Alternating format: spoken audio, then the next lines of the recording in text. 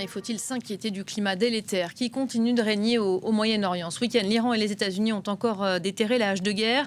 En riposte à de nouvelles frappes américaines, Téhéran a lancé des attaques de drones et de missiles sur Bahreïn et le Koweït.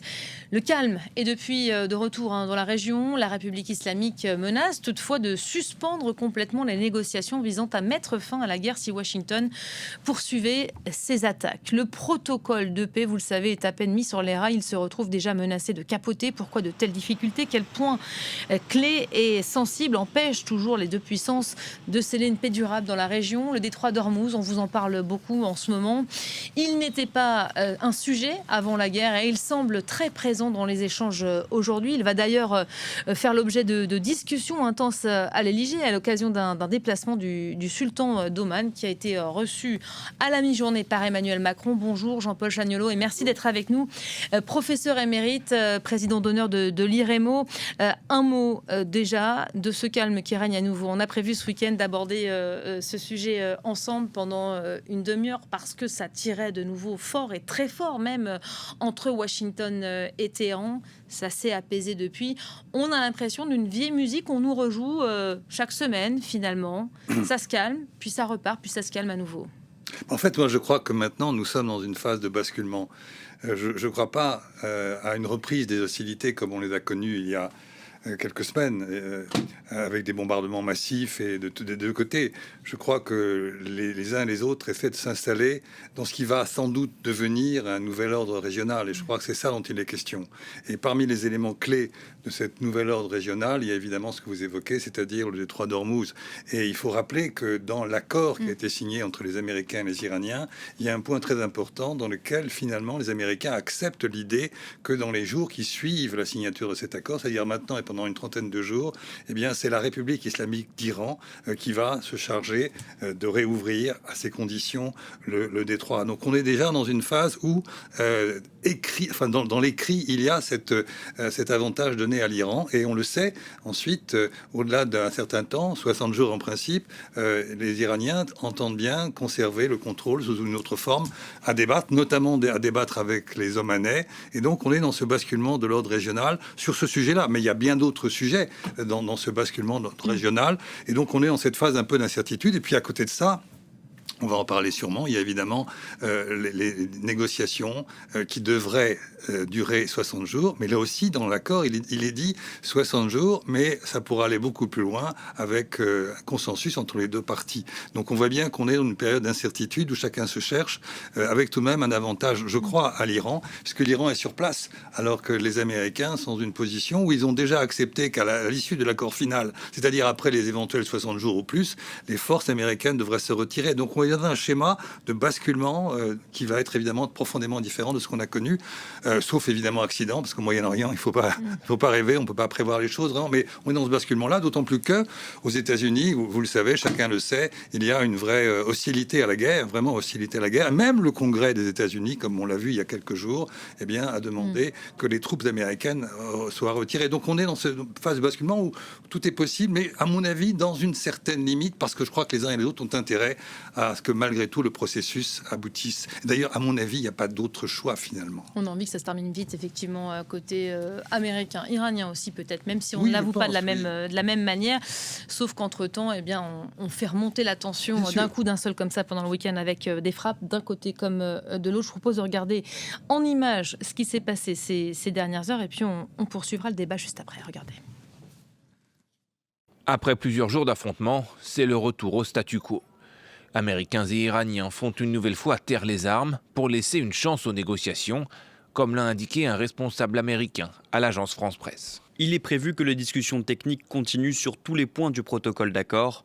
Les deux parties vont cesser leurs attaques pour le moment et les navires peuvent circuler librement. Le détroit d'Ormuz reste au cœur des tensions. S'il a bien rouvert la semaine dernière à la faveur de la signature du protocole d'accord, les autorités iraniennes filtrent les passages en n'autorisant qu'un seul couloir le long de ses côtes et menacent de s'en prendre à tout navire contrevenant.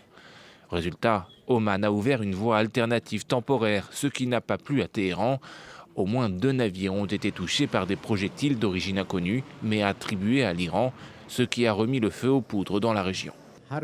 Toute tentative d'adopter de nouveaux dispositifs ou des arrangements distincts par rapport à ce que met actuellement en œuvre la République islamique d'Iran ne fera que déboucher sur une situation plus complexe et retarder la réouverture du détroit d'Ormuz, tout en accroissant les tensions, comme nous l'avons constaté au cours des 2 dernières nuits dans le détroit d'Ormuz. Selon plusieurs responsables américains, des discussions devaient avoir lieu mardi au Qatar entre Américains et Iraniens pour avancer sur le dossier. Une information finalement démentie ce lundi par les autorités iraniennes. Voilà, il y a eu un démenti tout à l'heure en fin de matinée. Les Iraniens, non, on ne prévoit pas de rééchanger là, dans les jours qui viennent avec les Américains. Ça nous dit quoi? Ça nous dit que les Iraniens, ils veulent garder la main sur ce qui est dit, sur le narratif aussi? Vous savez, quand on regarde de près l'accord qui a été signé en mois de juin, le 17 juin, c'est tout de même un accord qui est complètement déséquilibré finalement. Les Américains ont lâché beaucoup de points sur beaucoup de choses. Qu'est-ce qu'ils ont obtenu, les Américains, si on fait très court?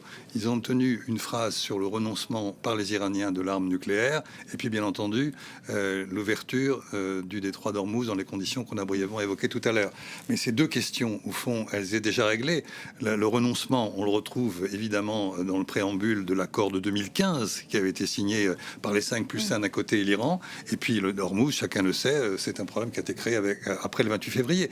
Donc en fait, ils ont obtenu que ça. Tout le reste, sur différents plans, ce sont les Iraniens qui ont la main. Ils ont la main sur Hormuz. Ils ont évidemment, alors là, il y a un point central qui est, à mon avis, un des points les plus difficiles et qui risque, pour le coup, de conduire à des blocages, c'est la question du Liban. Dès l'article 2 de l'accord, on inclut le Liban. Le Liban fait partie, quand on parle de la cessation... Ce sont les Iraniens qui ont insisté là-dessus. Bien sûr, mais justement, mais c'est quand même...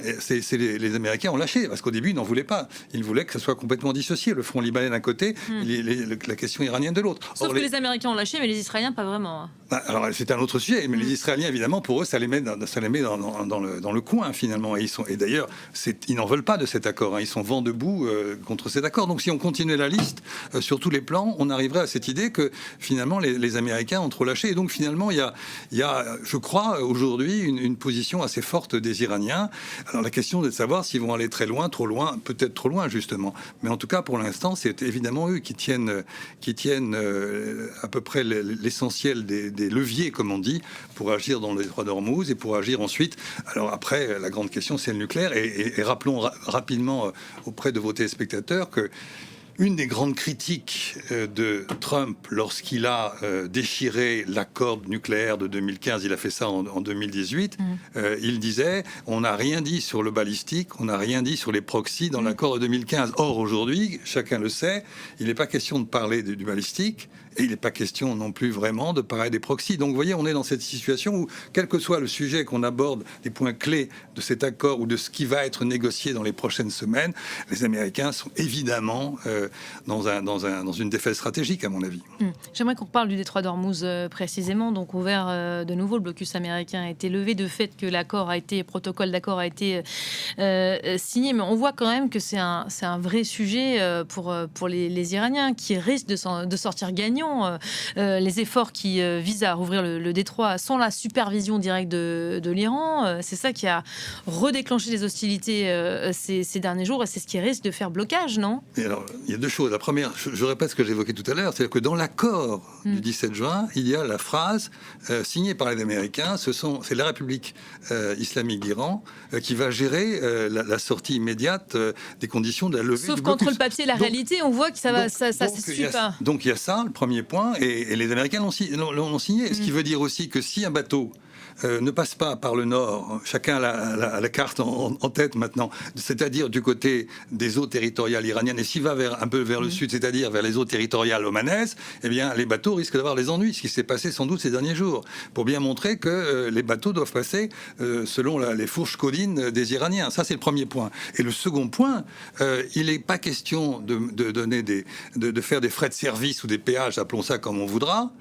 pendant 60 jours. Mais au-delà de 60 jours, là aussi, c'est dans les textes. C'est-à-dire, dans les textes, ça veut dire qu'il n'est pas du tout exclu que finalement, les Américains tolèrent cela. Mais je pense que, quelle que soit la posture des Américains ou des Européens, je pense que les Iraniens font tout pour faire en sorte qu'ils puissent avoir un contrôle du détroit d'Ormuz, un contrôle définitif. J'ajouterai un point encore. J'ai rencontré un haut responsable iranien il n'y a pas très longtemps, et j'étais surpris de la sérénité avec laquelle il m'a dit, oui, le détroit d'Ormuz, nous allons le contrôler. C'est le golfe Persique. C'est le golfe Persique. Et il m'a dit ça en français, avec un ton vraiment déterminé. Et ce qui m'a le plus frappé, c'est cette tranquille assurance, comme on disait autrefois, vous savez, la force tranquille.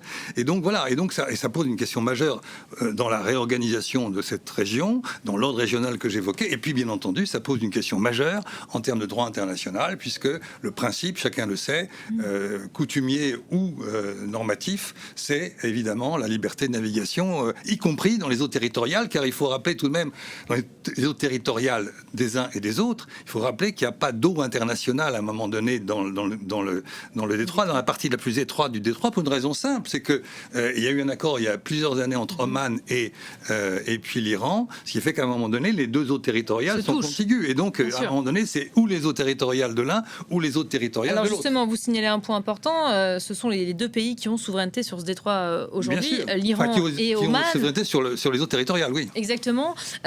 Oman, dont le sultan est en visite cet après-midi à l'Élysée, on peut s'imaginer qu'il va en être question avec Emmanuel Macron là, tout à l'heure.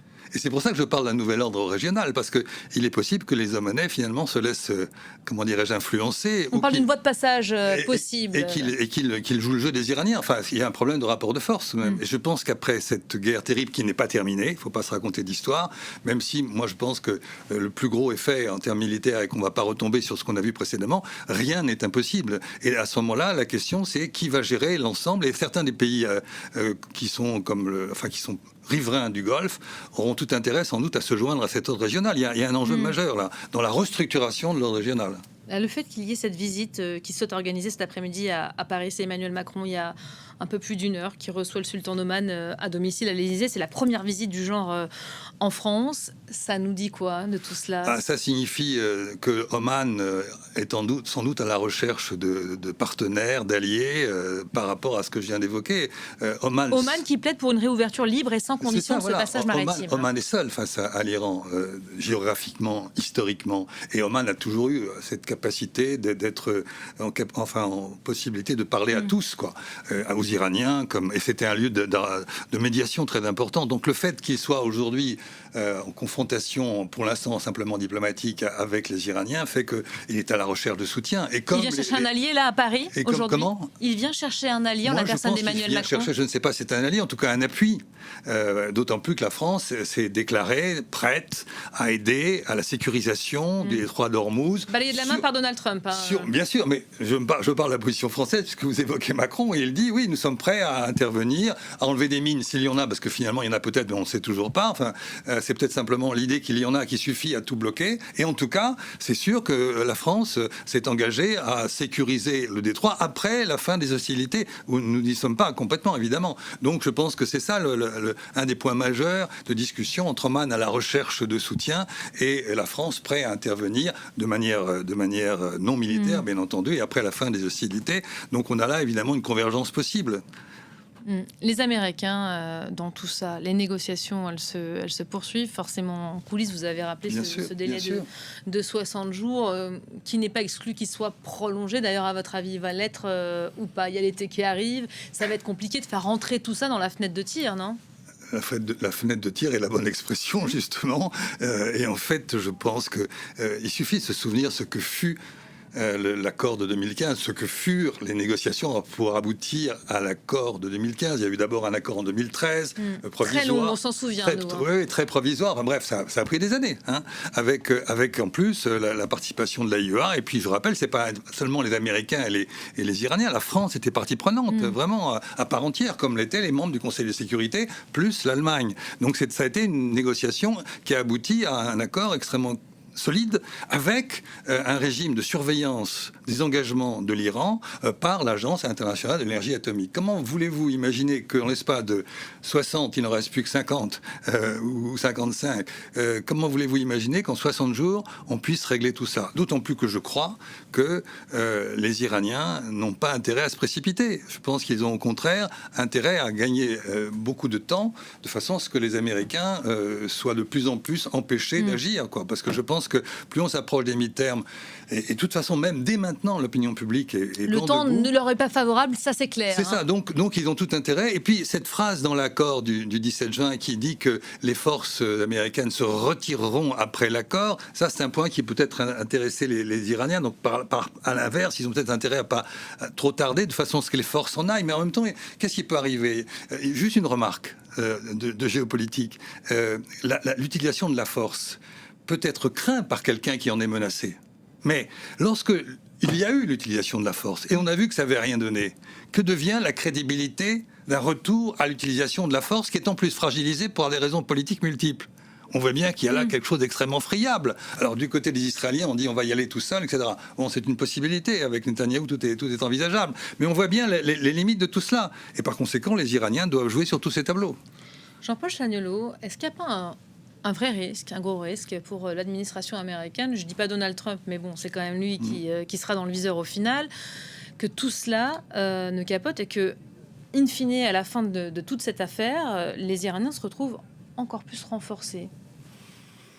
Vous me demandez de lire dans le mar de café, mais je crois qu'on peut faire l'hypothèse. Il y a une chance ou un risque. Si vous voulez, on peut faire une hypothèse en tirant les premiers enseignements de ce qui vient de se passer. Ce que je viens d'évoquer sur le recours à la force. Le recours à la force a donné quoi ? Bien sûr, il a donné un désastre sur le plan humain. Il a donné des destructions massives et qui ont ébranlé profondément l'économie et donc forcément le régime aussi. Il ne faut quand même pas oublier ça. Et je pense qu'il faut reparler du régime et il y a eu des choses qui sont passées, qui sont en train de se passer. Donc évidemment, la guerre a eu des impacts, c'est évident. Mais sur le plan politique, comme disait Clausewitz, ce qui est important, c'est l'objectif politique. Or, il n'y avait pas pour les Américains d'objectif politique et aujourd'hui, ils se trouvent démunis. Et par conséquent, je crois profondément que les Iraniens sortent et vont sortir de plus en plus renforcés. Les Américains sont forcément dans une situation de sortie. Alors, il y a encore quelques coups comme ça, mais je pense j'ai évoqué un mot tout à l'heure, basculement. Je pense qu'on bascule vers une situation où les Américains seront de moins en moins présents par la force des choses, si j'ose dire, à la fois politique, géographique, historique et même militaire d'ailleurs. Et les Iraniens, au contraire, seront installés, ancrés. Et il faut ajouter une chose quand même, ancrés dans leur histoire. C'est un régime criminel, ce régime iranien, hein, mais ils sont ancrés dans l'histoire. Quand on dit Golfe Persique, il faut se rendre compte de la puissance de la sémantique. C'est pas d'hier, ça revient, c'est d'il y a des siècles en arrière. On parlait du Golfe Persique. Et donc, on revient à cette idée du Golfe Persique. Et quand on parlait à des officiels iraniens, je parle ça il y a des années, j'ai rencontré des officiels iraniens ou des diplomates iraniens qui étaient un peu en marge. Tous, lorsque je disais pour provoquer golfe arabo-persique, je me faisais immédiatement remettre à l'endroit. C'est un golfe persique, donc cette idée-là, elle est très forte. Donc quoi de plus, entre guillemets, naturel, ce qui veut dire en fait culturel et historique, que de contrôler un golfe qui est persique. Je crois que c'est ça, il y a tout ça qui joue. Et ça, c'est profond.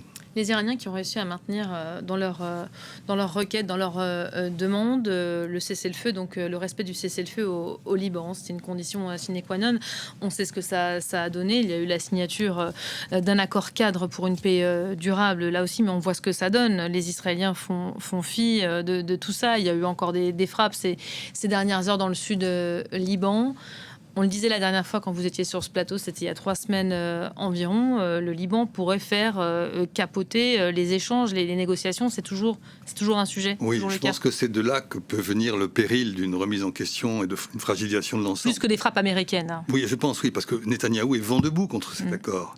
Ils ont signé cet accord, les Israéliens, avec les Libanais. Mais il faut lire l'accord. Moi, j'ai eu l'occasion, dans mon métier de prof, de lire beaucoup de traités et d'accords. Celui-ci est extraordinaire. Il est totalement asymétrique.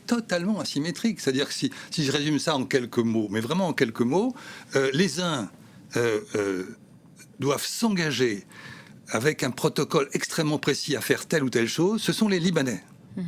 Les autres, les Israéliens, ont la volonté, l'ambition, la possibilité sans aucune espèce de contrainte. Pour prendre un exemple concret, s'agissant des troupes qui sont sur le sol, rien ne les oblige à suivre un calendrier précis. Alors que pour les Libanais, il y a une multitude de contraintes.